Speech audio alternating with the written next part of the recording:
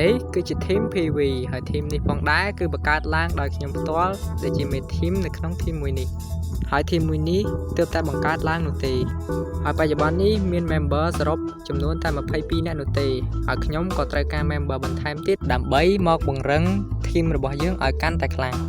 បើសិនបើជាមានអ្នកចាប់អារម្មណ៍ចង់ចូល team មួយនេះអាចឆាតមកខ្ញុំផ្ទាល់តាម TikTok ឬក៏តាម Telegram ដែលខ្ញុំ pin នៅលើ account TikTok របស់ខ្ញុំវេតឈប់អ្នកនេះប៉ាត់ជាឆ្ងល់ហើយថានិយាយពី team សុកមិនបានមកចូលវគ្គបាញ់គ្នារឿងហ្នឹងគឺវាអញ្ចេះបច្ចុប្បន្នខ្ញុំក៏បានបង្កើត tournament មួយឲ្យគ្នាយើងប្រកួតដណ្ដើម Jellypy អ្នកដែលបាន Jellypy គឺទទួលបានរង្វាន់អ្វីមួយគឺមិនទាន់ដឹងដោយសារខ្ញុំចង់លាក់វាទុកសិនដូចនេះហើយតើមានវីដេអូកំពុងតែប្រកួតគ្នាគឺក្នុង team របស់យើងកំពុងតែ train ទឹកដៃគ្នាដើម្បីទទួលយក Jellypy នេះទៅប្រកួតនៅថ្ងៃខាងមុខនេះដែលការប្រកួតនេះផងដែរគឺធ្វើឡើងនៅក្នុងទាំងអស់នេះ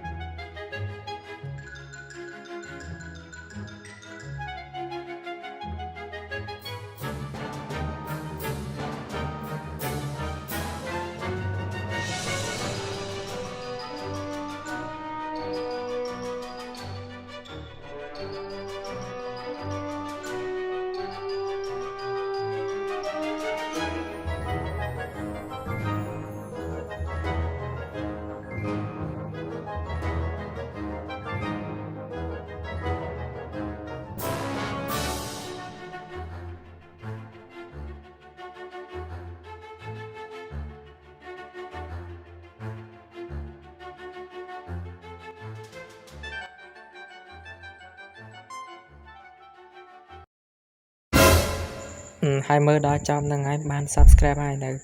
បើនៅទេចូល subscribe ម្នាក់មួយទៅញ៉ាំខ្ញុំអន់ចិត្តលោតចូលស្ពានត្រូវយីវ៉ា